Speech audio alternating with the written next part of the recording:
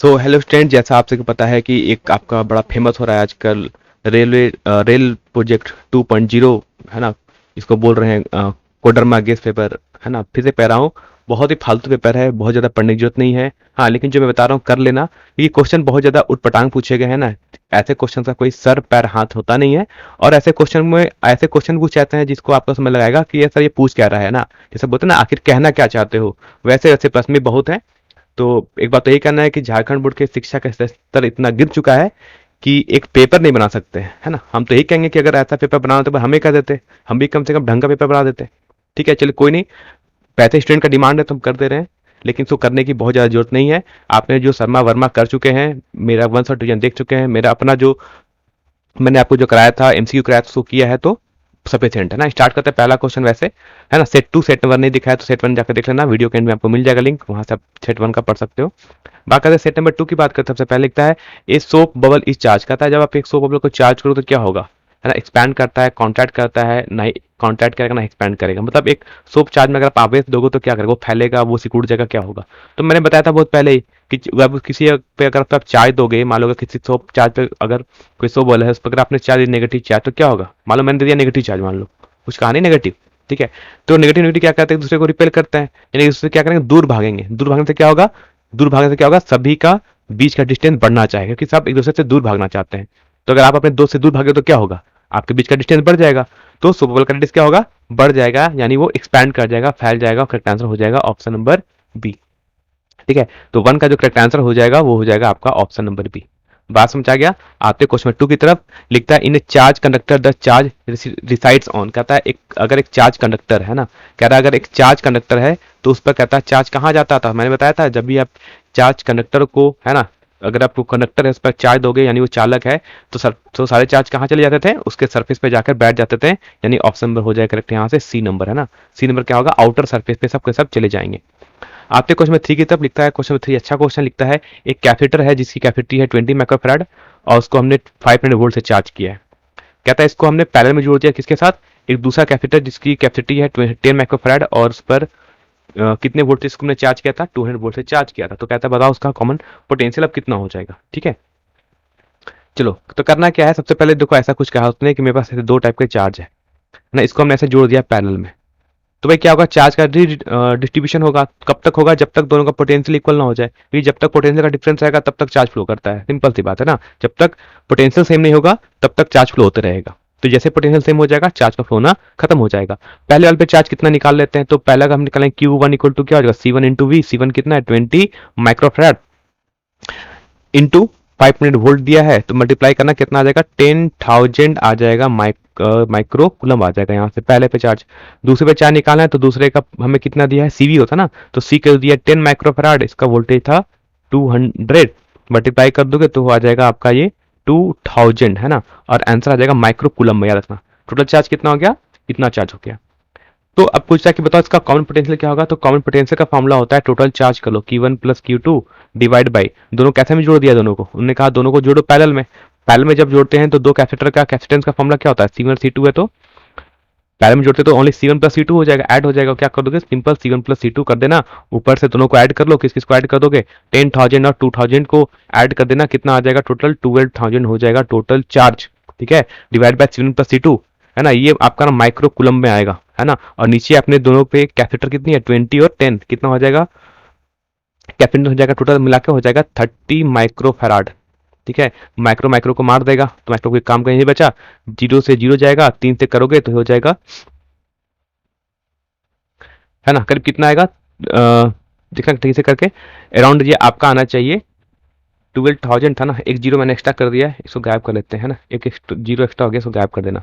ठीक है, तो करोगे क्या हो जाएगा, यहाँ से आपका आ जाएगा 400 आ जाएगा, है ना। कितना आ जाएगा, कॉमन पोटेंशियल की वैल्यू आ जाएगी वो 400 वोल्ट आ जाएगी। करेक्ट आंसर हो जाएगा इतना 400 वोल्ट, और करेक्ट ऑप्शन हो जाएगा ऑप्शन नंबर सी। ये क्वेश्चन नहीं आएगा एग्जाम में, है ना, याद रखना। एग्जाम में ऐसा क्वेश्चन नहीं आता है। जैकबोर्ड बड़ा ही सिंपल क्वेश्चन पूछता है, आप पिछले 7-8 साल से एकदम सिंपल सिंपल क्वेश्चन पूछता है, क्योंकि इसमें टाइम लगेगा आपको ज्यादा, है ना। और ये आपके सिलेबस में नहीं पढ़ना है, मेनली आपके सिलेबस में ये चीज नहीं दिया गया है।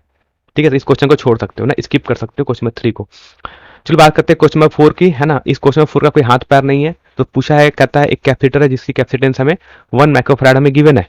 कह रहा है उसको फील्ड कर दिया किससे, टू डायरेक्ट्रिक कांस्टेंट 4 एंड 6 से, तो कहता है बताओ न्यू कैपेसिटेंस कितनी हो जाएगी। अबे भाई, ओ भाई पहले तो ये बता दो कि भैया ये जो आपका कैपेसिटेंस को कहाँ से भरा है, 4 और 6 का 2 लिखा है, कहाँ कहाँ भरा है, कितना कितना पार्ट भर दिया है। दोनों को तो ऐसे नहीं कि दोनों आपने ले लिया डायरेक्ट्रिक कांस्टेंट, दोनों को हाथ में मिलाया है ना, घुमाया जैसे आप चावल दाल को मिलाते हो और भर दिया, ऐसा तो नहीं कर सकते ना कभी, ऐसे नहीं कर सकते। तो 4 और 6 है ना, कैसे डाला है, क्यों किया है नहीं पता, क्वेश्चन मत करना, गलत हो जाएगा। ठीक है, कोई करने की जरूरत नहीं क्वेश्चन को, क्योंकि उसने यही नहीं लिखा है कि डायरेक्ट्रिक कांस्टेंट को आपने कैसे फिलअप किया है। फिलअप करने का तरीका होता है कि चलिए भाई आधा में हमने 4 डायरेक्ट्रिक कांस्टेंट, दूसरे वाले मैंने 6 वाले को फिलअप कर दिया, तो पूछा था तो समझ आता। उसने कुछ कहा ही नहीं, नहीं करेंगे, क्वेश्चन को छोड़ देंगे। ठीक है, 4 नंबर नहीं करना है किसी को। आते 5 नंबर, तो देखो फिर बता रहा हूँ, क्वेश्चन में 4 दिख गया, ऐसे क्वेश्चन बहुत सारे क्वेश्चन ऐसे हैं जो स्टूडेंट को सिर्फ फ्रस्ट्रेट करेगा लास्ट टाइम पे और कुछ नहीं करेगा। तो फिर से बता रहा हूँ, कोडरमा गेस्ट पेपर नाम का समझो कोई चीज नहीं है, फालतू चीज है ना। जिसने बनाया है वो भी समझो कितने मतलब क्या है, क्या सोच के बनाया समझ नहीं आता उनको, कभी एक बार चेक कर ले। कह रहा how many electrons constitute 1 ampere, 1 ampere में कितने इलेक्ट्रॉन्स होंगे। ये मैंने आपको पहले भी करा चुका हूँ है ना, मैंने आपको पहले भी कराया है। ठीक है, तो कितना होता है 1 एम्पियर में कितना करंट हो जाएगा, तो हमने पता था सबसे पहले I इक्वल टू होता है Q बाई टी। ठीक है, तो यहां से आपका Q निकल जाएगा, Q इक्वल टू जाएगा I इंटू टी। आई कितना है 1 एम्पियर, पूछा है कब में, 1 कब, टाइम इक्वल टू मान लो 1 सेकंड, उसने उनको वहां टाइम लिखना चाहिए था कि टाइम कितना 1 सेकंड पे, तो यानी Q की वैल्यू आ जाएगी 1 कूलम आ जाएगी। ठीक है, तो और हमें पढ़ा है कि Q equal to N E होता है, तो यहाँ से E की एन की वैल्यू कितनी हो जाएगी, Q बाई ई हो जाएगी। तो Q की वैल्यू लिखोगे 1 और E की वैल्यू हो जाएगी 1.6 इंटू 10⁻⁻19 कूलम। ठीक है, सॉल्व करोगे पूरी वैल्यू कितनी आएगी, ये आती है 6.25 है ना, इंटू 10⁻18 है ना। एन की वैल्यू जो आती है वो आती है 6.25 सॉल्व करने पर आता है इंटू 10⁻18 कूलम है ना। इतना इलेक्ट्रॉन्स आते हैं ना, इतने इलेक्ट्रॉन्स आते हैं, तो करेक्ट ऑप्शन होना चाहिए था यहाँ से, तो ये आपका करेक्ट आंसर होना चाहिए था। देखोगे कि आंसर में आपको कहीं मिलेगा नहीं भाई, ये 6 कॉलन क्या लिखा है, 6 पॉइंट लिखो इसे कम से कम ढंग से, है ना। कम से कम इतना तो आप ढंग से काम कर ही सकते हो कि कम से कम भाई चेक कर लो भाई लिख क्या रहे हो। 6 ये टाइम थोड़ी बज रहा है कि 6:25 बज रहा है कि 6:25 लिख दिया ऐसे, 6.25 लिखना चाहिए ढंग से। ठीक है, चलो बात करते हैं क्वेश्चन नंबर 6 की तरफ है ना। फिर से बता रहा हूँ, मैं क्वेश्चन नहीं करना चाहता था, बस इसलिए कर रहा हूँ कि कुछ स्टूडेंट का बहुत ज्यादा डिमांड है कि सर बता दो बता दो। देख लो क्या किया इन्होंने, लिखता है an instrument for accurate measurement of EMF of cell. पहले बता चुका हूँ कितनी बार, सर घर के पेपर में ये देता है कि एक्यूरेट मेजरमेंट के लिए हम कौन से डिवाइस का यूज करते हैं, पोटेंशियोमीटर का यूज करते हैं। तो करेक्ट आंसर हो जाएगा यहाँ से आपका ऑप्शन नंबर सी हो जाएगा, पोटेंशियोमीटर करेक्ट आंसर हो जाएगा। ठीक है, ये अच्छा क्वेश्चन था, ठीक ठाक क्वेश्चन था, है ना। बात करते हैं क्वेश्चन 7 की, लिखता है कि ए 220 वोल्ट एंड 100 वाट का बल्ब है, इसको हमने कनेक्ट किया है अक्रॉस से 110 वोल्ट मेन सप्लाई से। तो लिखता है बता पावर कंज्यूम विल बी। देखो आपके पास एक बल्ब है ना, 110 वाट का बल्ब है जो 220 वोल्ट पे ऑपरेट करता था। अब आपके घरों में क्या हुआ, कुछ कारण के कारण हुआ कि वोल्टेज कम हो गया। कितना वोल्टेज आ रहा है मेन सप्लाई में, सिर्फ 110 वोल्ट आ रहा है, वोल्टेज कम हो गया। तो पूछा बताओ अब वो कितना पावर कंज्यूम करेगा, वो जो 1000 वाट का बल्ब था वो पावर कितना कंज्यूम करेगा, हाफ करेगा, नहीं हाफ नहीं करेगा। तो देखो हमें क्या पता है ना, हमें पता है कि सेम क्या है दोनों बल्ब में, दोनों बल्ब का सेम क्या है जो चेंज नहीं हुआ है, रेजिस्टेंस है ना। रेजिस्टेंस तो चेंज थोड़ी करेगा इस पे, रेजिस्टेंस थोड़ी डिपेंड करता है वोल्टेज पे और पावर पे, नहीं डिपेंड करता है, रेजिस्टेंस उसकी फिक्स है।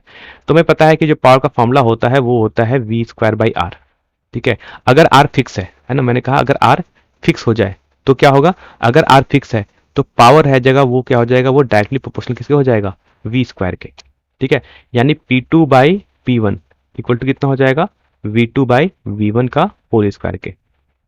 तो निकाल लेते हैं, तो P2 बाई P1, P1 पहले कितना था 1000 वाट। ठीक है, इक्वल टू V2, V2 मतलब अभी कितना हम दे रहे हैं पोटेंशियल V2, वो हो गया है 110, पहले कितना था 220, तो स्क्वायर कर लो। ठीक है, कौन किसको मारेगा, ये 0 0 को मारेगा, 11 22 को मारेगा 2 टाइम में, तो वैल्यू कितनी हो जाएगी देख लो, है ना। और करते हैं तो यहां से हो जाएगा P2 बाई 1000 इक्वल टू हो जाएगा 1/2 का होल स्क्वायर। ठीक है, कितना आ जाएगा, तो P2 इक्वल टू हो जाएगा 1000 इंटू 1/2 का होल स्क्वायर हो जाएगा 1/4, कैंसल आउट करना आ जाएगा 250, यानी पावर अब कितना कंज्यूम करेगा, वो ओनली 250 वाट कंज्यूम करेगा। कितने बच्चे जिनको ये पता था कमेंट बताना, है ना, सही से बताना कितने कितने को आंसर पता था, और कितनों ने इनका आंसर 5 मिनट कर दिया था, गलत मत करना। ठीक है, बात समझिए, गलत मत करना। तो करेक्ट आंसर क्या हो जाएगा, करेक्ट आंसर हो जाएगा आपका 4, ऑप्शन नंबर डी। अब थोड़ा ध्यान से चेक करो इन्होंने क्या लिखा है ना, क्या बकवास किया है। लिखता option number A, option number B, फिर ये 2 कहां से आ गया, ये 4 कहां से आ गया, भाई CD लिख लो कम से कम ढंग से, है ना। इसको कम से कम ऑप्शन नंबर सी लिख लो, इसको ऑप्शन नंबर डी लिख लो कम से कम ढंग से, है ना। कुछ भी उठपटांग पूछ जा रहे हो, पूरा ऊपर जाकर चेक करो, ऊपर में भी उन्होंने नहीं किया, क्वेश्चन 5 में देखोगे ए लिखा है सेकंड ऑप्शन में, 5 कहाँ से आ गया भाई, ठीक है। देखोगे फिर 5 नंबर ऑप्शन लिख लेते हैं, फिर ऑप्शन में 8 कहाँ से आ रहा है, फिर डी कहाँ से आ रहा है। तो भाई कम से कम इतनी सैलरी मिलती है, कम से कम एक ढंग का काम कर लिया करो, है ना। गवर्नमेंट सेक्टर में इतनी सैलरी मिलती है, फ्री फंड का पैसा मिठा रहे हो, कम से कम ढंग सा क्वेश्चन ढंग से लिख लिया करो कि कम से कम स्टूडेंट फ्रस्ट्रेट ना हो देख देख के क्वेश्चन को, ठीक है। सिंपल बताओ ना, ऐसे क्वेश्चन देख के बहुत गुस्सा आता है जब झारखंड बोर्ड के एजुकेशन का ये हाल कर दिया है, इतना बुरा हाल है। चलो कोई नहीं, बात करते हैं बेट नंबर की, बात करते हैं। आपको सोल्यूशन चाहिए तो बता देते हैं। टेस्ला यूनिट तो रट रट के बताया है, टेस्ला किस करंट होता है, मैग्नेटिक फील्ड का होता है। ऑप्शन नंबर 4 हो जाएगा इसका करेक्ट, डी हो जाएगा करेक्ट आंसर, 8 का करेक्ट आंसर हो जाएगा आपका ऑप्शन नंबर डी। ठीक है, बात करते हैं क्वेश्चन नंबर हम 9 की तरफ चलते हैं। कहता है the resistance of ideal volt meter, है ना। देखो वोल्ट मीटर क्या होता है, वोल्ट मीटर हम कब बना देते हैं, जब उसमें एक हम हाई रेजिस्टेंस लगा देते हैं सीरीज में। हाई रेजिस्टेंस मतलब बहुत ज्यादा, तो बहुत ज्यादा कितना हो सकता है, मैक्सिमम कितना हो सकता है, इनफाइनाइट हो सकता है। तो करेक्ट आंसर क्या हो जाएगा, इनफाइनाइट होता है ना। एक आइडियल वोल्ट मीटर का जो रेजिस्टेंस कितना होता है वो इनफाइनाइट होता है, और अगर आइडियल एमीटर पूछा जाएगा तो उसकी रेजिस्टेंस कितनी होती है, जीरो होनी चाहिए, है ना। यानी ideal resistance of ammeter zero होता है, ideal resistance of a voltmeter infinite होता है। करेक्ट आंसर हो जाएगा इनफाइनाइट। चलो बात करते हैं क्वेश्चन नंबर 10, जल्दी जल्दी करते हैं। लिखता है unit of magnetic moment, magnetic moment का बताओ यूनिट क्या होता है। तो मैग्नेटिक मोमेंट का आपको पता होगा कि मैग्नेटिक मोमेंट का फॉर्मुला होता है एम की वैल्यू लेते हैं आई इंटू ए, है ना। करंट इंटू एरिया, करंट का यूनिट होता है एम्पियर, है ना। एम्पियर इसको डिनोट करते हैं, ए से डिनोट करते हैं, और एरिया का होता है मीटर स्क्वायर, तो ए मीटर स्क्वायर होना चाहिए। लेकिन ये भी क्या बकवास करते लिख दिया एमपी, भाई एम्प्लीफिकेशन थोड़ी लिख रहे हो यहाँ पर, है ना। एम्पलीफाई थोड़ी कर रहे हो बैठ के यहाँ पर, कम से ए लिखो, कम से कम इसको ढंग से लिखा करो, है ना। एम्पियर मीटर स्क्वायर होगा, करेक्ट आंसर होना चाहिए एम्पियर मीटर स्क्वायर, लेकिन ए एम पी नहीं लिखना चाहिए, है ना। ए लिखना चाहिए, सिंबल ए होता है, कैपिटल ए होता है एम्पियर का। बात समझ आ गया। चलो आते हैं क्वेश्चन पर हम, 10 हो गया, 9 हो गया। बात करते हैं क्वेश्चन में 11, लिखता है the magnetic pole at magnetic pole angle of dip, है ना। ध्रुव पर कहता है दिक्पात का कोण कितना होता है, 90 डिग्री, है ना। ऑप्शन नंबर 1 नहीं भाई, ऑप्शन नंबर डी लिखो फिर से, है ना।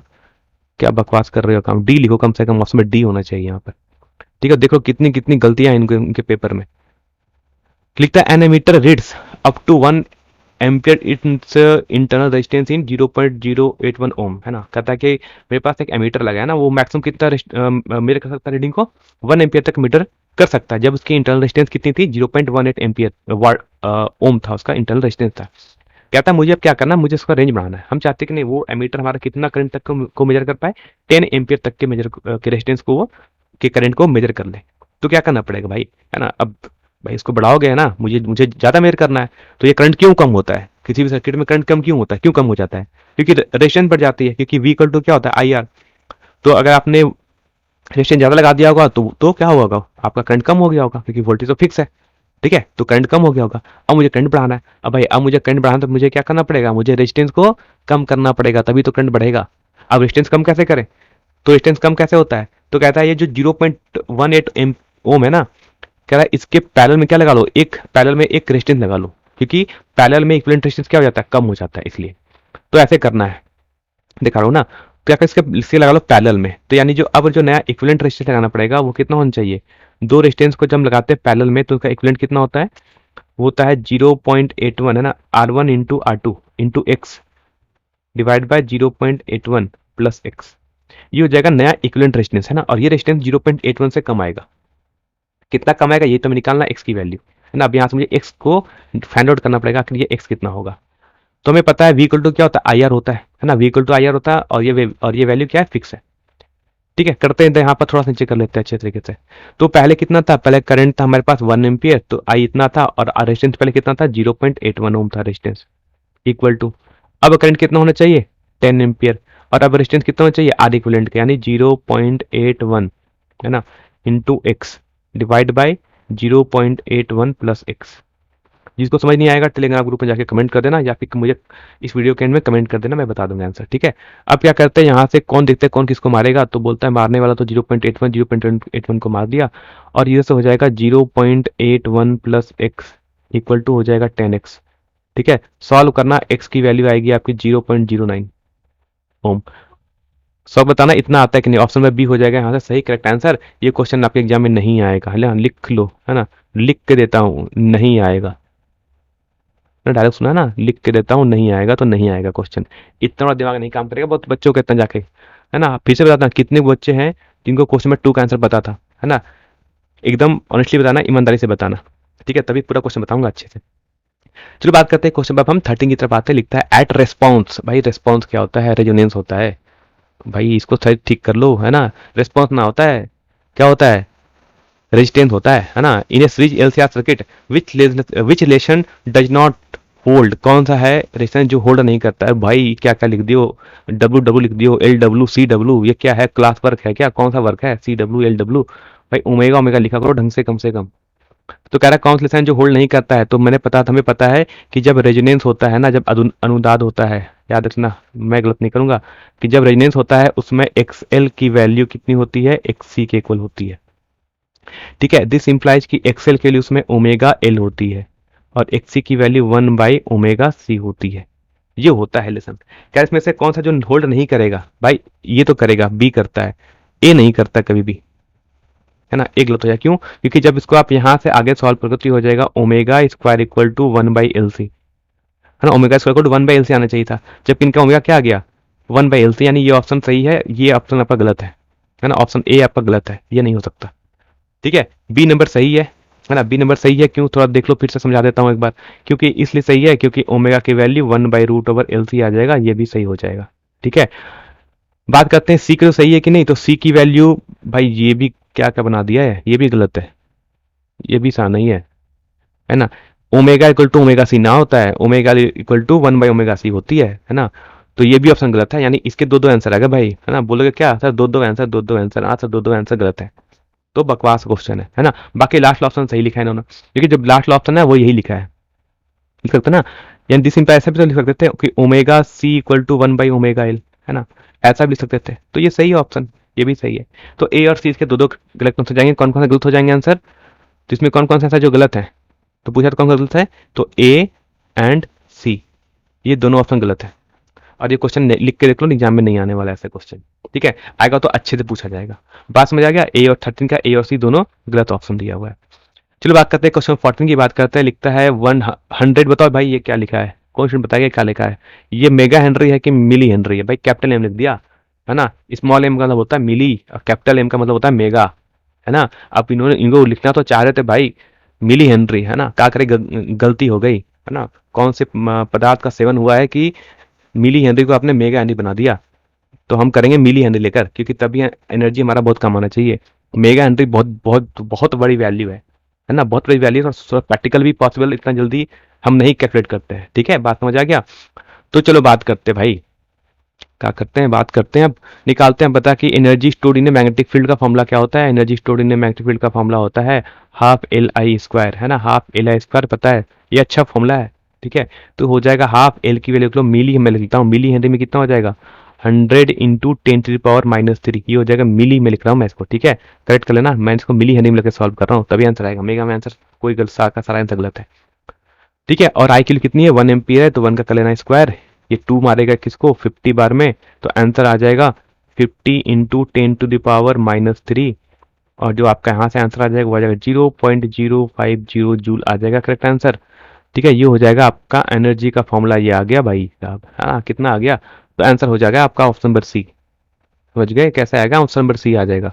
अब थोड़ा ध्यान से देखो भाई, क्यों क्या लिखा, ऑप्शन भाई लिखा 0.5, बी लिखा 1 जूल, सी लिखा 0.05, और डी की जगह फिर उन्होंने 4 लिख दिया, है ना, समझ नहीं आ रहा क्या हो रहा है यहाँ पर। चलो बात करते हैं क्वेश्चन नंबर 15 की, लिखता है energy in A current carrying call, call भाई कॉल ना होता है, क्या कॉइल होता है, तो भाई कुछ ढंग से लिख लो, कम से कम पर चेक कर लिया होता ना, ये मॉडल पेपर जारी करने की कितनी हड़बड़ी क्या थी, कम से कम पढ़ ही लिया होता, तो कम ढंग का लिख लिया होता, ये कॉइल होता है, ठीक है। एक बार हमारे जो बच्चे जो वीडियो देख रहे हैं उनको भी एक बार दे दो ना पेपर, तो वो भी इसमें से कितनी निकाल देंगे गलतियां, ठीक है। तो बताओ energy in A current carrying coil, अगर एक कॉइल है उसमें से अगर करंट फ्लो कर रहा है ना, उसमें करंट फ्लो कर रहा है, तो उसमें कौन सी एनर्जी, वो क्या करता है, वो एक इलेक्ट्रिक फील्ड बनाता है, तो किस टाइप की एनर्जी स्टोर करता है ना, क्या टाइप की एनर्जी, मैग्नेटिक फील्ड बनाता है, तो क्या करेगा वो एक मैग्नेटिक फील्ड जनरेट करेगा, नहीं इसमें जो एनर्जी स्टोर होगी वो मैग्नेटिक फील्ड के फॉर्म में होगी, है ना, ये होता हमारा सोनोइड के अंदर होता है। चलो आते हैं क्वेश्चन 16 की तरफ, लिखता है द फ्लोइंग इलेक्ट्रोमैग्नेटिक वेव है द हाईएस्ट है, हाईएस्ट वेवलेंथ किसकी होती है, सबको पता है माइक्रोवेव की होती है भाई, और उसमें डी लिख लो, ओएल का लिख दिया उसको भाई, ये ओएल का होता है, डी लिखो ऑप्शन नंबर, है ना। हाईएस्ट वेवलेंथ किसकी होती है? माइक्रोवेव होती है। सबसे अधिक तरंग दैर्ध्य किसकी होती है ना, माइक्रोवेव की होती है। चलो बात करते हैं क्वेश्चन नंबर 17। ठीक है, बता दो क्वेश्चन नंबर 17 भाई, कि frequency at a wave is 6 into 10 to the power 15 हर्ज। द वेव कौन सा होगा भाई? बहुत देखने तो बड़ा, मुझे बड़ा सा फ्रीक्वेंसी लग रहा है ये। अब बड़ी सी फ्रीक्वेंसी होगी तो वेवलेंथ तो मुझे भी ढूंढना पड़ेगा ऐसा। तब तो भाई ये एक्सरे ही हो सकता है, इतनी हाई फ्रीक्वेंसी तो एक्सरे की हो सकती है। आंख बंद किया, मार दिया एक्सरे को सही आंसर, क्योंकि फिंगर से मुझे नजर आ गया कितना है, 10 to the power 15 हर्ज है, तो एक्सरे की होनी चाहिए, है ना। वैसे ऐसी वैल्यू उन्हें नहीं देनी चाहिए, है ना। ऑर्डर पूछ लो वो सही है, ऑर्डर पूछ लो, हाईएस्ट किसका होगा, लोएस्ट कितना होगा, ये पूछ लो वो सही है, लेकिन वैल्यू देकर नहीं पूछनी चाहिए। चलो बात करते हैं क्वेश्चन नंबर 18। लिखता है if the critical angle for total internal reflection from a medium to vacuum is 30 degree. तो कहता है the velocity of light in the medium. तो कह रहा है भाई साहब कि मुझे क्रिटिकल एंगल दे दी है, कितनी दे दी है? 30 डिग्री। तो भाई साइन सी का फॉर्मूला क्या होता है? साइन, तो साइन 30 डिग्री इक्वल टू हो जाती है 1/μ। ठीक है, तो साइन 30 की वैल्यू हो जाती है 1/2, इक्वल टू हो जाएगी 1/μ। तो रिफ्रैक्टिव इंडेक्स कितना आ गया भाई साहब? 2 आ गई रिफ्रैक्टिव इंडेक्स। कितने आ गए? 2 आ गई। अब हमें पता है, हमें क्या पता है, हमें भाई ये सब पता है कि जो उसकी वेलोसिटी होती है वो कितनी हो जाती है, वो कितनी होती है? v/μ बन जाती है ना, v/μ बन जाती है, v/μ। v कितनी है पहले?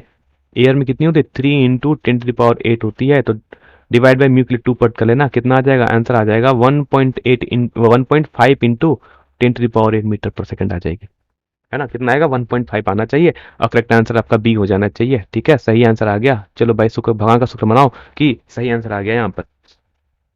आओ भाई बता दे भाई साहब कि ये क्वेश्चन 19 का क्या आंसर बता दिया भाई। कॉन्टेयर लेंस का कौन है, कौन बताएगा? कौन सा बच्चा जिसका ऑप्टिक्स बड़ा तेज है वो बताएगा मुझे कॉन्टेयर लेंस क्या होता है। मुझे तो आज तक ना पड़ा कि कॉन्टेयर लेंस क्या होता है। भाई ये लेंथ की स्पेलिंग सही कर लो, लेंथ कुछ और होता है, लेंथ की स्पेलिंग सही कर लेना, है ना। तो अब जब मुझे क्वेश्चन ही समझ में आ रहा है कि भैया कॉन्टेयर लेंस का होता है, अब कॉन्टेयर लेंस ना बताओ तो भैया सॉल्व मत ही करो, क्या करोगे इसका सॉल्व करके? मत करो, क्वेश्चन गलत क्वेश्चन है। ठीक है, क्वेश्चन नंबर 20 अच्छा क्वेश्चन है, दिखता है the image form by an objective of A compound microscope, है ना। ये बताया था मैंने आपको, बताया था ऑब्जेक्टिव वाला, मैं बताया था कि जब मैंने कंपाउंड माइक्रोस्कोप मेरा देखा जाके लेक्चर में बताया था कि दो टाइप की इमेज बनती है, एक बनता है फाइनल, एक बनता है ऑब्जेक्टिव। जब पहला लेंस से जो इमेज बनता है वो कैसा बनता है कंपाउंड माइक्रोस्कोप में? कैसा बनता है? रियल बनता है और इनलार्ज बनता है। ये क्वेश्चन अच्छा है, ये क्वेश्चन मैंने भी कराया था। ठीक है, ये क्वेश्चन मैंने भी कराया था। ऑप्शन नंबर डी इसका सही हो जाएगा। ठीक है, कौन सा ऑप्शन हो जाएगा? रियल होता है मतलब वास्तविक होता है, और बड़ा बनता है, इनलार्ज होता है। ठीक है, ऑब्जेक्टिव। चलो भाई बात साफ करते हैं क्वेश्चन नंबर 20 की तरफ। बढ़ जाओ भाई 20 की तरफ। लिखता है विच of the flowing will form A virtual and direct image for all position, है ना। सारे पोजीशन के लिए वो कैसा इमेज फॉर्म करेगा? वर्चुअल भी होगा, आभासी भी होगा, सीधा भी होगा। ऐसा कौन बना सकता है? तो भाई साहब ऐसे दो ही लोग बनाते हैं, वैसे क्वेश्चन ना आएगा, है ना। ये भी क्वेश्चन नहीं आएगा, याद रखना, क्योंकि आपको इसमें, आपको इसके लिए आपको मिरर पढ़ना पड़ेगा, लेंस पढ़ना पड़ेगा, कि सारे केस याद होने चाहिए, तभी आपको पता चलेगा। देखो दो ही टाइप की चीज है जो बनाती है, एक तो बनाता है हमारा कॉनकेव लेंस, है ना। एक कॉनकेव मिरर बनाता है हमेशा, कॉनकेव लेंस बनाता है, और दूसरा हमारा एक कॉनकेव और एक कॉन्वेक्स मिरर, है ना। और एक होता है हमारा प्लेन मिरर। ये तीन चीजें जो हमेशा क्या बनाते हैं, जो हमेशा क्या बनाएंगे आपके, हमेशा क्या बनाएंगे? वर्चुअल और इरेक्ट इमेज बनाएंगे। क्योंकि उसमें बोला ना ऑल लिखा है, ऑल बोल दिया भाई सभी के लिए, तो हमेशा कौन बनाएगा? एक कॉनकेव लेंस, कॉन्वेक्स मिरर, या फिर प्लेन मिरर। मतलब एक अवतल लेंस हो सकता है, उत्तल दर्पण हो सकता है एक, या फिर एक समतल दर्पण हो सकता है। देखते भाई साहब कौन सा आंसर सही है। कॉनकेव मिरर दिया है, ना हो सकता। कॉन्वेक्स लोन्स, भाई ये लोन, भाई लोन बांट रहे हो क्या यहाँ पर आके सबको? लोन भाई, लेंस लिख ला भाई, लेंस लिख लो सही से, और उसमें बी सही हो जाना चाहिए ना। कॉनकेव क्या होती है? कॉन्वेक्स लेंस होगा या नहीं होगा? ना होगा भाई साहब, ये भी गलत कर दिया। अब इतना ज्यादा इन्होंने, है ना, इतना ज्यादा इन्होंने गलत कर दिया ना, समझ ही नहीं आ रहा क्या क्या लिखा है। तो कौन सा होगा? ऑप्शन नंबर सी होगा। हाँ, ऑप्शन नंबर सी नजर आ रहा है मुझे, ऑप्शन नंबर सी सही है ना। कॉनकेव लेंस, है ना। कॉनकेव मैंने कहा था, कौन कहा था, या तो कॉनकेव लेंस होगा, कॉन्वेक्स मिरर होगा, या तो प्लेन मिरर होगा। तो मुझे ऑप्शन में क्या नजर आ रहा है सही से? कॉनकेव लेंस यही ऑप्शन दिया जो मेरा सही होगा ना। और इसका स्पेलिंग देखो, चेक तो करो सही से लिखा है कि ना। कॉनकेव, हाँ भाई सही से लिख दिया, है ना। ऑप्शन नंबर सही हो जाएगा यहाँ पे। चलो आते क्वेश्चन नंबर 22, ये भी ना पूछे जाने वाला। लिखता है भाई साहब की time taken by light to cross, भाई क्रॉस का होता है, क्रॉस होता है भाई साहब, सही स्पेलिंग कर ले भाई यहाँ से। एक ग्लास स्लैब ऑफ थिकनेस होता है भाई, थिकनी क्या होता है? ये थिकनी क्या हो गया भाई? 4 millimetre and refractive index 3 etch. चलो भाई क्वेश्चन सॉल्व भी करा देते हैं। स्पेलिंग तो ऐसी है भैया कि अंग्रेज छोड़ के भाग जाए आज, है ना। ऐसे इंग्लिश देख ले तो जितने अंग्रेज आए हैं ना यहाँ पर, वो भी अभी इंडिया छोड़ के भाग जाए, ऐसे इंग्लिश देख ले तो। चलो बात करते हैं अच्छी नंबर। कहता है क्वेश्चन नंबर, ठीक है, time taken by light to cross a glass slab. देखो बताओ, अगर मेरे पास एक ग्लास स्लैब है, ग्लास स्लैब की मान लो अगर थिकनेस टी है, मतलब उसको डिस्टेंस कितना कवर करना है, टी डिस्टेंस कवर करना है। अब लाइट, इस ग्लास स्लैब के अंदर लाइट की स्पीड कितनी हो जाएगी, v equal to C by mu बन जाएगी। ठीक है, तो टाइम का फॉर्मूला कितना हो जाएगा, टाइम का फॉर्मूला हो जाएगा, टाइम इक्वल टू होता है कितना, distance divide by speed. Speed कितनी होगी अंदर, सी बाई म्यू हो गई है, तो सी बाई म्यू हो जाएगा। तो टी रहेगा नीचे, ऊपर रहेगा, म्यू ऊपर चला जाएगा, सी नीचे आ जाएगा। थिकनेस कितनी दी है, 4 मिलीमीटर। 4 मिलीमीटर का मतलब है 4 × 10⁻³ म्यू के लिए कितनी दी है, म्यू की वैल्यू भाई दी 3 दे दी। और स्पीड ऑफ लाइट होती है 3 × 10⁸ 3 ने 3 को मार दिया, और ये जाके ऊपर हो जाएगा 4 × 10⁻⁻11 मीटर पर सेकेंड। और जो करेक्ट आंसर आना चाहिए भाई, वो सब हमारा ऑप्शन नंबर ए आ जाएगा करेक्ट आंसर। चेक कर लेना ठीक से, है ना, ये आपका करेक्ट आंसर हो जाएगा। ठीक है, ये भी क्वेश्चन आपके आने के चांसेस नहीं है ना, ऐसे क्वेश्चन नहीं पूछा जाता एग्जाम में, नहीं आता ऐसे क्वेश्चन। ठीक है, तो चाहो तो क्रॉस कर सकते हो, मन करे तो पढ़ लेना, क्या दिक्कत है। अच्छा, नंबर क्वेश्चन 23 है, लिखता है light propagates linearly because of, है ना। लाइट है जो लीनियर पाथ में फॉलो करता है, किसके कारण भाई, उसके वेव नेचर के कारण, है ना।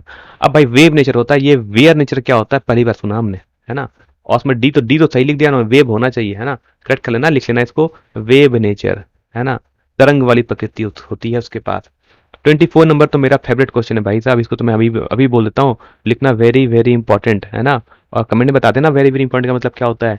लिखता है interference is a redistribution of, interference में क्या होता है, किस चीज का आपस में इंटरचेंज करते हैं, है ना, तो वो एनर्जी का रीडिस्ट्रीब्यूशन हो जाता है। दैट मीन्स कि जहाँ डार्क वाली एनर्जी कहाँ चली जाती है, ब्राइट में चली जाती है, इसलिए जो चमकीला है वो ज्यादा चमक जाएगा। अब थोड़ा आगे बढ़ते देखना, थोड़ा सा लिखना है इसमें, ऑप्शन में क्या क्या लिखा था भाई, सी एम्पलीटिवेले, है ना, ये भाई ये क्या लिख दिया भाई, सब मुझे समझ ना आ रहा है इसको प्रोनाउंस क्या करूं, है ना। एम्पलीटेवेले, भाई एम्पलीट्यूड लिखना था भाई साहब, है ना, कौन से पदार्थ का सेवन हो गया, एम्पलीटिवेले बन गया, छोड़ो भाई हटा दो। आते कुछ में 25 की तरफ, लिखता है Planck constant, Planck constant, constant have नहीं भाई, हैज होता है, हैज होता है द डायमेंशन टी की जगह एस कर लो भाई, स्पेलिंग बहुत गलत है, डायमेंशन ऑफ। कहता है प्लैंक कांस्टेंट की वैल्यू का की जो यूनिट होती, जो डायमेंशन होता है वो किसके इक्वल होता है, तो ये मैंने भी कराया था अभी आपका, dual nature of matter edition, याद रखना, very very important question. Angular momentum क्या आता है, कोणीय संवेग के इक्वल ही उसका विमा होती है, उसका डायमेंशन होता है। अब बात करते हैं क्वेश्चन 26 की तरफ, लिखता है the phenomena photo electric was explained bye. देखो फोटो इलेक्ट्रिक इफेक्ट को किसने एक्सप्लेन किया था, देखो दो चीज होता है, याद रखना, नहीं पढ़ा समझ लेना। देखो इसे खोजा किसने था, हर्ट्ज ने, लेकिन एक्सप्लेन किसने किया था, इसने पूछा है एक्सप्लेन किसने किया, है ना, याद रखना। एक्सप्लेन पूछा जाएगा तो एक्सप्लेन किसने कराया था, एक्सप्लेन किया था आइंस्टीन ने, इसलिए क्या मिल गया था, नोबेल प्राइज, है ना। इसलिए भाई कोई चीज खोजना मत, खोज के उसको एक्सप्लेन करना, नहीं तो खोजोगे तुम और एक्सप्लेन करेगा तुम्हारा दोस्त, और नोबेल प्राइज मिल जाएगा तुम्हारे दोस्त को। ठीक है, तो खोजना अलग बात है, जिसने एक्सप्लेन करेगा उसे मिलेगा नोबेल प्राइज। किसे मिल गया था, आइंस्टीन साहब को मिल गया था। और क्वेश्चन में 27 की तरफ भाई बढ़ते हैं, लिखता है विच of the flowing is not committed, भाई एमिटेड लिखना चाहिए था भाई साहब, एमिटेड होता है, कमिटेड क्या होता है भाई, कमिटेड नहीं होता है, एमिटेड होता है, एमिटेड लिख लो भाई, सब सही कर ला कम से कम। Which of the flowing is if not, भाई is not emitted by a radioactive substance, है ना। रेडियो एक्टिव सब्सटेंस क्या नहीं निकालता, इलेक्ट्रॉन्स निकल जाते हैं अंदर से, होता है ना। न्यूक्लियस के अंदर जब प्रोटॉन न्यूट्रॉन में, जब आपका प्रोटॉन जब आपका न्यूट्रॉन प्रोटॉन में या प्रोटॉन न्यूट्रॉन में कन्वर्ट होता है, तो उसमें में एक इलेक्ट्रॉन्स का आना जाना होता है अंदर में ना, कन्वर्ट होता है, वहां पर एक एमिट होता है अंदर में। ठीक है, इलेक्ट्रोमैग्नेटिक रेडिएशंस भी निकलता है ना, इलेक्ट्रोमैग्नेटिक रेडिएशंस भी निकलता है, कब होता है, जब आपका गामा रे, है ना, जब आपका गामा रे निकलता है तो वो इलेक्ट्रोमैग्नेटिक रेडिएशन के फॉर्म निकलता है। अल्फा पार्टिकल भी होता है ना, जब अल्फा डी का होता है तो उसमें अल्फा पार्टिकल निकलता है रेडियोएक्टिव सब्सटेंस से। ये हीट्रॉन क्या होता है भाई साहब, क्या लिख दिया, हीट्रॉन्स, ह्यूट्रॉन्स का होता है भाई, हमको तो गलत आंसर ही लग रहा है, ह्यूट्रॉन्स। अब ये हीट्रॉन्स कौन बताएगा, किसने पढ़ा क्या होता है हीट्रॉन्स, बता दे भाई, है ना। हीट्रॉन्स क्या होता है, हीट्रॉन्स न्यूट्रॉन्स होना, प्रोटॉन्स होना चाहिए था, है ना, प्रोटॉन्स होना चाहिए था, हीट्रॉन गलत है, ऑप्शन है ये, हीट्रॉन्स नहीं निकलता है। वैसे तो हीट्रॉन्स नाम का कोई चीज होता भी नहीं है, तो ये ऑप्शन आपका गलत है ना। क्या नहीं निकलेगा, हीट्रॉन्स कभी नहीं निकलेंगे, है ना। हीट्रॉन्स तो भाई जिंदगी में वो कभी निकल ही नहीं पाएगा, वो तो होता ही क्या नहीं पता मुझे। और भाई साहब बता दो क्वेश्चन 28, हाउ मनी नेक्सटन्स, भाई नेक्सटन्स क्या होता है, इसको कोई प्रोनाउंस कर दो भाई, है ना, कमेंट में कोई नहीं हंसेगा, है ना, जो कमेंट में हंसेगा, है ना, हंस लो भाई, क्या दिक्कत है, हंस लो। How many nexons on an average relapsed. ओ भाई कौन सी लिपि यूज कर रहे हो, है ना, ये कौन सी लिपि है, रोमन ना है, देवनागरी भी ना है, भाई कौन सी लैंग्वेज है। लुप्त पर फिजन। भैया हमें क्वेश्चन ही समझ नहीं आया तो हम क्वेश्चन सॉल्व क्या करेंगे, छोड़ दो, 28 को छोड़ दो, मत करना। भाई क्वेश्चन तो नहीं आया तो क्या लिख देंगे, तुक्का थोड़ी मार के आएंगे कुछ भी, ऐसा काम थोड़ी करते हैं। चलो आते हैं क्वेश्चन 29 की तरफ। बोलता है द बाइंडिंग एनर्जी पर पोर पोर पोर, भाई पोर पोर पोर का हो गया, नक्सन का होता है भाई, भाई लिख दे भाई, पर न्यूक्लियन बोल दे, है ना, न्यूक्लियन होता है। Of A stable nature, correct binding energy per nucleon की कितनी होती है ना, 5 मेगा इलेक्ट्रॉन वोल्ट, है ना, ये 8 मेगा इलेक्ट्रॉन वोल्ट, है ना, 8.7 होता है, 8.1 8.3 कुछ होता है, 8 पॉइंट समथिंग होता है ना, वो मेगा, लेकिन याद रखना वो मेगा इलेक्ट्रॉन वोल्ट के रेंज का होता है, तो कितना निकलता है, मेगा इलेक्ट्रॉन वोल्ट के रेंज का निकलेगा, ऑप्शन नंबर हो जाएगा 1 सही। और भाई साहब क्वेश्चन बात करते हैं हम लोग 30 की, बात कर लेते हैं थोड़ी सी। लिखता है फॉरबिडन एनर्जी गैप, गुप नहीं भाई गैप होता है ना, गैप कर ले भाई साहब।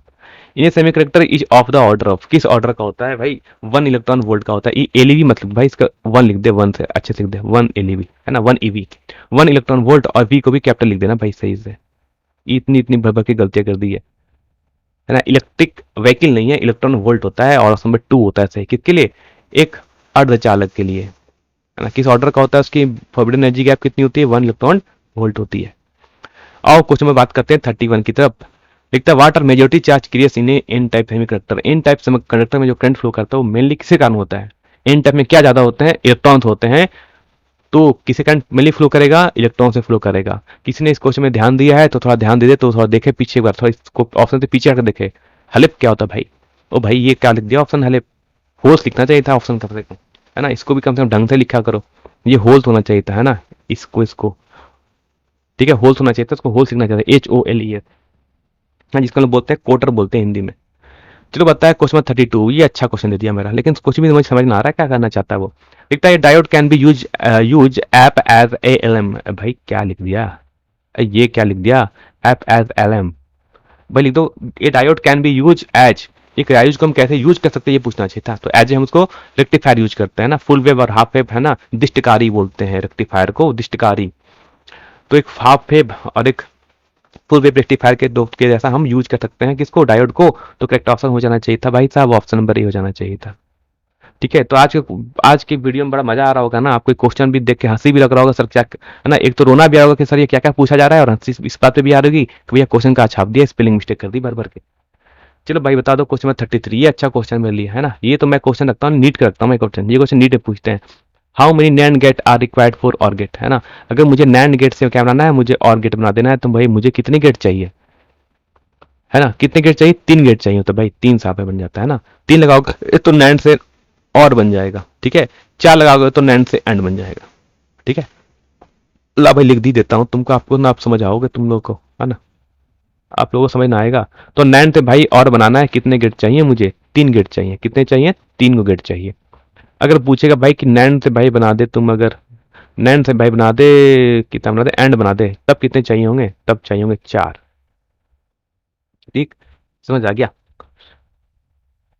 फिर चाहिए 4 चाहिए होंगे, बात समझ आ गया, हो गया काम खत्म यहाँ से। तो ऑप्शन नंबर 33 का हो जाएगा 3 आंसर। और बात करते भाई क्वेश्चन नंबर 34 की। लिखता है what is the minimum number of diode rectification उपड, नहीं भाई यूज्ड लिख ले, यूज्ड इन फुल वेयर, नहीं भाई वेव रेक्टिफायर, है ना, रेक्टिफिकेशन। कहता है कि कम से कम मुझे कितना रेक्टिफायर चाहिए फुल वेव रेक्टिफायर बनाने के लिए, कितना चाहिए था भाई फुल वेव रेक्टिफायर के लिए, पता था ना, सबको पता है, 2 चाहिए थे भाई, 2 हमने पढ़ा था, 2 ऑप्शन सही होगा, है ना, कम से कम कितने चाहिए, 2 भी चाहिए। एक और होता है, इसको लोग बोलते हैं ब्रिज रेक्टिफायर बोलते हैं, वहां पर 4 चाहिए होते हैं। हमें हमसे बीच ना पूछा, हमसे पूछा मिनिमम कितने चाहिए, कम से कम फुल वेव रेक्टिफायर बनाने के लिए मुझे 2 चाहिए, हमने पढ़ के आया है। और कहता है भाई the first atomic reactor was defined by, ना ही आएगा भाई क्वेश्चन, ये थोड़ी पूछते हैं, अच्छा अच्छा क्वेश्चन कमी हो गई का। वैसे याद रखना कि फर्स्ट एटॉमिक रिएक्टर किसने बनाया था भाई साहब, फर्मी ने बनाया था, है ना, फर्मी डिराक, एक का बड़ा स्टेटमेंट फेमस भी है, ठीक, कितने में आया था, फर्मी ने बनाया था, याद है क्वेश्चन। क्वेश्चन में 35 भी नहीं आएगा, है ना, इसको भी लिखना नहीं आएगा, लिख के देता हूँ नहीं आएगा क्वेश्चन ऐसे, ठीक है। तो ऐसे तो क्वेश्चन नहीं आने वाला, दिखा कितनी सारी गलतियां हैं, इसलिए बताऊं भाई किसको मैं, ये क्या लिखा है, प्रोजेक्ट रेल कोडरमा, देख लो भाई कहीं प्रोजेक्ट रेल में भी और कोडरमा में भी तो स्पेलिंग की मिस्टेक ना कर दी इन्होंने, ना भाई सही लिख दिया। चलो भाई साहब बताते हैं अब इससे इंपॉर्टेंट, इसमें क्या क्या क्वेश्चन पूछा है, जो अच्छे अच्छे क्वेश्चन है जो लगता है पूछे जा सकते हैं। स्टेट गॉस थ्योरम आ सकता है ना, कहाँ पूछा जाएगा नहीं पता, आ सकता है, पढ़ लेना, छोटा सा है Gauss theorem. What do you mean by drift velocity, नहीं आएगा। एम्पलीट्यूड लॉ इंपॉर्टेंट है, पढ़ लेना, 3 नंबर, ठीक है। व्हाट इलेक्ट्रोमैटिक वेव्स, इलेक्ट्रोमैटिक वेव नहीं पूछी जाती, उनका यूज पूछा जाता है ना, तो ये नहीं पूछा जाएगा, इसका यूज पढ़ लेना, है ना, इसका यूज पढ़ लेना क्या क्या होता है सबका। What is interference of light, आ सकता है, अच्छा क्वेश्चन है, good question. Define mass defect, पढ़ लेना भाई, मास डिफेक्ट कब होता है, मास कम कब हो जाता है ना, न्यूक्लियर केमिस्ट्री में पढ़ोगे। ड्रॉ, ये पूछा सकता है, draw the logical symbols of और गेट एंड नैंड गेट, आ सकता है भाई, ये अच्छे क्वेश्चन है, ये 3-4 क्वेश्चन अच्छे अच्छे हैं, पूछा जा सकता है। तो भाई अब सब्जेक्टिव में तो मेरे को कंफर्म है क्या क्या आएगा, वो तो उसमें ज्यादा दिक्कत नहीं है। Drive the expression for energy stored in capacitor, इन्हें चेंज कैपेसिटर का होता है भाई साहब, चार्ज कैपेसिटर, इन्हें अनचार्ज कैपेसिटर। एक अनचार्ज कैपेसिटर को चार्ज करने में मुझे कितनी एनर्जी, अनचार्ज ने इसको करे ना, रुक जा भाई, मुझे मेरे ना, इतनी गलतियां देख देख के मेरे से भी गलती शुरू हो गई, वो नहीं यहाँ पर, क्या करना भाई, यहाँ drive derive the expression for energy stored in charge capacitor, है ना, चार्ज होना चाहिए था, अभी सही पकड़ा गया भाई साहब, है ना। चार्ज कैपेसिटर में कितनी एनर्जी स्टोर होती है, इसका एक्सप्रेशन फाइंड आउट करना है, मत पढ़ के जाना, ओनली फॉर्मूला पढ़ना है इसमें, है ना, 1 मार्क्स में आएगा, ओनली फॉर्मूला आएगा, लिख देता हूँ,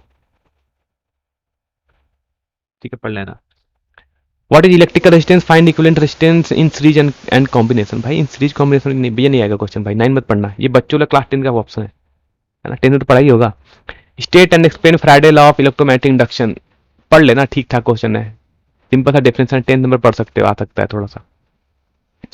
डिफाइन क्रिटिकल एंगल, नहीं आएगा वैसे, है ना, ये सब, क्योंकि देखो मॉडल क्या है ना, कि आपका जो मॉडल सेट झारखंड बोर्ड ने जो, अब सीधी बात कर लेता हूँ, कि झारखंड बोर्ड ने जो आपका मॉडल सेट जारी किया था उसके अकॉर्डिंग ये कुछ भी नहीं है ना, मॉडल सेट के अकॉर्डिंग सब्जेक्ट इन्होंने उटपटांग कुछ भी पूछ के रखा है ना, तो ऐसे बता दे रहा हूँ कि कम से कम आप लोग इस पर ध्यान मत देना, सब्जेक्टिव के लिए ये कोडरमा वर्मा, है ना, कहाँ का भी हो, कोई भी रेल हो, प्रोजेक्ट हो, एरोप्लेन प्रोजेक्ट हो, ध्यान मत देना, ये कुछ भी पूछ दिया है ना, आंख बंद करके, है ना। तो इन्होंने मॉक्स जो मॉडल सेट की ना, धज्जियां उड़ा दी उनकी, है ना, उस मॉडल सेट का कोई मतलब ही नहीं रह गया, इन्होंने ऐसा लिख दिया है। और फिर से बता रहा हूँ सीरियसली, ऐसे क्वेश्चन को देख के स्टूडेंट फ्रस्ट्रेट हो जाएगा, ठीक है, तो कह रहा हूँ सब्जेक्टिव छोड़ दो, सोचो कि सब्जेक्टिव है ही नहीं इसमें, बस ऑब्जेक्टिव देख लिया, जो जो बताया था बस वही पढ़ना, इंपॉर्टेंट, सब पढ़ने की जरूरत नहीं है। फिर बता रहा हूँ, शर्मा वर्मा जी बहुत है, सफिशियंट है, शर्मा वर्मा जी को बहुत सालों का एक्सपीरियंस है, 20-25 साल का एक्सपीरियंस है शर्मा वर्मा जी को इस फील्ड में, ठीक है, तो वो अच्छे हैं थोड़े। फोटोलिथिक इफेक्ट पढ़ सकते हो, आ सकता है, ये तो मैं बताऊंगा, है ना। डिफाइन हाफ लाइफ क्या होता है, ये आ सकता है, पढ़ सकते हो। Why do by logic gate, पढ़ सकते हो, क्वेश्चन ठीक ठाक है ना, 12, 13, 14 ठीक ठाक है, ये सब पढ़े ही होगे, अब बाकी में तो मैं भी पढ़ा ही दूंगा ना। फोटोलिथिक इफेक्ट क्या होता है मैंने बताया ही है, कि पढ़ लेना पहले भी। चलो आते क्वेश्चन नंबर 15, लिखता है drive an expression for the electric potential at A point on the axial and equatorial line. देखो नहीं आएगा क्वेश्चन, क्योंकि इस मॉडल सेट के अकॉर्डिंग ये इस चैप्टर से आपका सिर्फ 3 मार्क्स का क्वेश्चन आना था, तो ये 5 मार्क्स में तो आ ही नहीं सकता कभी भी, ठीक है। व्हीटस्टोन ब्रिज क्या आता है, find the balance condition for a Wheatstone bridge. Wheatstone bridge क्या होता है उसके बारे में लिख लो, उसका डायग्राम आ देना, अगर आ गया तो ये क्वेश्चन अब हो सकता आ जाए, फिर लिख सकते इसके लिए, कि इसके लिए कंडीशन क्या होती है, बस कंडीशन लिखना है ना, प्रूफ नहीं करना, याद रखना, सिर्फ कंडीशन लिखनी है, तो कर सकते हो, क्वेश्चन ठीक ठाक क्वेश्चन है, कर सकते हो एक बार। बायर सेवर्ट लॉ क्या होता है लिख लेना, और उसके बाद क्या है कि magnetic field on a straight strength of axial of circular loop, है ना, ये क्वेश्चन इंपॉर्टेंट है ना, ये क्वेश्चन लिखना इंपॉर्टेंट, मैंने भी कराया था, मैंने कहा था इंपॉर्टेंट, ये क्वेश्चन आपके 2019 या 20 में पूछा गया था एक बार, उसके बाद नहीं आया, तो ये क्वेश्चन इंपॉर्टेंट है आपके magnetic effect of current chapter से, इंपॉर्टेंट क्वेश्चन, तो कर लेना अच्छे तरीके से। What is transformer, explain different losses in transformer, ये भी अच्छा क्वेश्चन है, आ सकता है, लेकिन ट्रांसफर वाले चैप्टर से उसने कहा है कि वो 3 मार्क्स, हाँ इस चैप्टर से अल्टरनेटिंग करंट चैप्टर ना, यहाँ से क्वेश्चन आ सकता है, ये क्वेश्चन पढ़ लेना अच्छे से। ये तो मैंने भी बता दिया है कि आप जो आपने, जब मैं आपको चैप्टर को बता रहा था ना कि कौन कौन से टॉपिक इंपॉर्टेंट है 5 मार्क्स 3 मार्क्स में, तो उसमें मैंने इसको भी कहा था कि पढ़ लेना अच्छे तरीके से। अब वही क्वेश्चन इन्होंने पूछ भी दिया है वैसे, कंपाउंड माइक्रोस्कोप भाई सेट 1 में पूछा था, सेट 2 में इन्होंने फिर पूछ दिया भाई, है ना, जो आपने जिन्होंने सेट 1 नहीं देखा जाकर सेट 1 का देखना, सॉल्यूशन में बताया था, सेट 1 में भी यही क्वेश्चन पूछा था, सेट 2 में भी वही क्वेश्चन पूछा है, और ये क्वेश्चन 2022 में भी आ ही चुका है, तो भाई आएगा ही नहीं, लिख के दो, ये क्वेश्चन नहीं आने वाला। कितनी बार पूछेंगे भाई, अच्छे अच्छे फॉर्मूले ना, भाई कंपाउंड माइक्रोस्कोप को क्यों पकड़ के बैठे हो, है ना, लेंस साहब बैठे हैं, लेंस मेकर फॉर्मूला है ना जो बनाए थे साहब ने, वो भी बैठे हैं, क्या मतलब उनको कोई नहीं पूछेगा क्या, वो अच्छा क्वेश्चन नहीं है क्या, अच्छे क्वेश्चन है ना, तो वो आएगा, ये नहीं आएगा, क्योंकि ये लास्ट टाइम ऑलरेडी आ चुका है 2020 में, इसी साल, पिछले साल ये क्वेश्चन आ चुका है, तो इस साल आने का चांसेस कम है इसका, ठीक है, तो 19 नंबर नहीं आएगा, 17 18 इंपॉर्टेंट है, पढ़ लेना अच्छे तरीके से, है ना। 16 को बस बताऊंगा कि 16 का बस कंडीशन याद रखना है, डायग्राम याद रखना और कंडीशन याद रखना, इतना ही, ठीक है। तो भाई सब खत्म हो गया हमारा आज का टोटल बस सेट 2, है ना, बात समझ आ गई। अब कोई गलती तो ना करेगा इसमें, है ना, और कोई हंसेगा भी नहीं क्वेश्चन में, ठीक है। चलो भाई मिलते हैं फिर, शाम में लोग मिलेंगे जो हम अपना काम कर रहे हैं ना। बाकी भाई साहब बाकी सब कहता हूँ, है ना, लाइक कर दो, सब्सक्राइब कर दो, है ना, और बेल आइकन को एकदम ठोक कर दबा दो ताकि कुछ भी हो पता चल जाए क्या हो रहा है, ठीक है। चलो धन्यवाद।